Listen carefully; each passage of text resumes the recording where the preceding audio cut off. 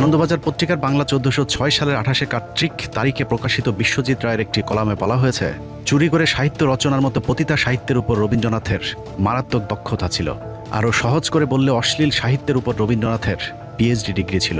সত্যি কথা বলতে ওই সময় বিশেষ কারণের কলকাতায় সিফিলিস রোগ খুব একটা কমন রোগ ছিল, তাই ১৯২৮ সালে অবতার পত্রিকায় রবীন্দ্রনাথের সিফিলিস রোগের বিষয়টি খুব একটা গুরুত্ব পায়নি।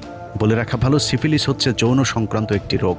সাধারণত বহু নারীতে আসক্ত পুরুষের ক্ষেত্রে এই রোগ হয়ে থাকে, যে কারণে ভারতের অনেকেই মনে করে থাকেন রবীন্দ্রনাথের নিত্য নৈমিত্য পতিতালয়ে যাওয়া আসার কারণেই সিফিলিস রোগ হয়েছিল। চারিত্রিক স্খলনের পাশাপাশি নৈতিকভাবেও রবীন্দ্রনাথ চরম অসৎ ছিলেন। বিশেষ করে সাহিত্য চর্চার নামে রবীন্দ্রনাথ অন্যের লেখা নকল করার কাজে সময় ব্যয় করেছেন বেশি। রবীন্দ্রনাথের লেখা যেসব সাহিত্য বিখ্যাত হয়েছে তার বেশিরভাগ এরই মধ্যে নকল হিসেবে প্রমাণিত হয়েছে। ১৯১৩ সালে রবীন্দ্রনাথ যে নোবেল পুরস্কার পেয়েছিলেন সেটি আসলে গীতাঞ্জলির জন্য নয়, বরং গীতাঞ্জলির ইংরেজি অনুবাদ সং অফারিংসের জন্য। মূল গীতাঞ্জলি প্রকাশিত হয় ১৯১০ সালের ৪ আগস্ট, যেখানে মোট কবিতার সংখ্যা ছিল ১৫৭টি। গীতাঞ্জলির ১৫৭টি কবিতা থেকে ৫০টি এবং অন্যান্য গ্রন্থ থেকে ৫০টি, সর্বমোট ১০৩টি কবিতার সমন্বয়ে ১৯১২ সালে প্রকাশিত হয় সং অফারিংস। অথচ দাবি করা হয়েছে রবীন্দ্রনাথ নাকি তার গীতাঞ্জলির জন্য নোবেল পুরস্কার পেয়েছেন, যা সর্বৈব মিথ্যা। প্রতারণার এখানেই শেষ না। রবীন্দ্রনাথের বাংলা যে কবিতাগুলো ইংরেজিতে অনুবাদ করা হয়েছিল সেটা রবীন্দ্রনাথ নিজে করেনি। CF অ্যান্ড্রুজ নামে একজন ইংরেজি লেখক রবীন্দ্রনাথের কবিতাগুলো ট্রান্সলেশন করেছিলেন, কিন্তু রবীন্দ্রনাথ কখনোই সেটা স্বীকার করেনি। কৌশলে তিনি অ্যান্ড্রুজের নাম দিয়েছিলেন দীনবন্ধু, যাতে কেউ বুঝতে না পারে তিনি তার লেখাগুলো ইংরেজি করতে কোনো বিদেশির সহযোগিতা নিয়েছিলেন। সেটাও সমস্যা না। ইংরেজদের পা চেটে যে গীতাঞ্জলির উপর রবীন্দ্রনাথ নোবেল জিতেছেন সেই লেখায় অসংখ্য চুরির প্রমাণ মিলেছে।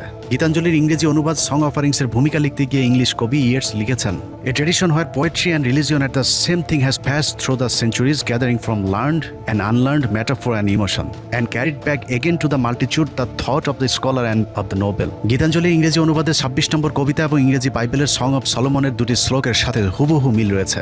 এছাড়া সেন্ট ফ্রান্সিসের রচিত খ্রিস্টান ধর্মীয় গান ক্যান্টিকেল এবং ইংরেজি গীতাঞ্জলির ৮৬ নম্বর কবিতার সাদৃশ্যতা রয়েছে। রবীন্দ্রনাথের বিখ্যাত উর্বশী কবিতাটি রবীন্দ্রনাথ চার্লস সুইনবানের লেখা থেকে চুরি করেছেন। বিশেষ করে কবিতার শেষ লাইনগুলো, বৃত্তহীন পুষ্পসম আপনাতে আপনি বিকশী, কবে তুমি ফুটিলে উর্বশী, আদিম বসন্ত প্রাতে উঠেছিল মন্থিত সাগরে, ডান হাতে সুধাপাত্র বিষভণ্ড লয়ে বাম করে, তরঙ্গিত মহাসিন্ধু মন্ত্র শান্ত ভুজঙ্গের মতো পড়েছিল পদপ্রান্তে উচ্ছ্বাসিত ফনা লক্ষ শত করি অবনত।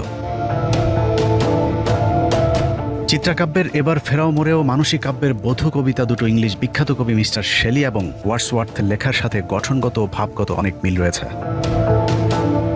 প্রিয়রঞ্জন এবং নারায়ণ বিশ্বাসের মতে রবীন্দ্রনাথের গোড়া এবং ঘরে বাইরে দুটি কাব্যই ইংলিশ লেখকদের লেখার কপি পেস্ট। মুসলমানদেরকে নিজেদের সাহিত্য নিজেদের সৃষ্টি করার বয়ান দেয় রবীন্দ্রনাথ নিজেই মুসলমান লেখকদের লেখা চুরি করেছিলেন। রবীন্দ্রনাথের বিখ্যাত কাব্যগ্রন্থগুলোর বিরাট একটা অংশ মধ্যযুগের মুসলিম কবিদের থেকে চুরি করা। শেখ সাদি মির্জা গালিব এবং উমর খাইয়াম সহ মুসলিম অনেক লেখকের সাহিত্য রবীন্দ্রনাথ নিজের বলে চালিয়ে দিয়েছেন। ভারত তীর্থ নামের রবীন্দ্রনাথের বিখ্যাত কবিতাটি পার্সিয়ান কবি জালালউদ্দিন রুমির কবিতার হুবহু নকল। শুধু বিদেশি লেখক নয়, বঙ্গদেশীয় অনেক সাহিত্যকর্ম পর্যন্ত চুরি করেছিল বিশ্ব চোর রবীন্দ্রনাথ। আমার সোনার বাংলা, আমি তোমায় ভালোবাসি। বাংলাদেশের কথিত জাতীয় সঙ্গীত আমার সোনার বাংলা গান নিয়ে অনেক বিতর্ক রয়েছে। ১৯০৫ সালে বঙ্গভঙ্গ রদের বিরোধিতা করে লেখা আমার সোনার বাংলা গানটির প্রতিটি লাইন এদেশের দরিদ্র মুসলমানদের বিরোধিতা করে লিখেছিলেন রবীন্দ্রনাথ।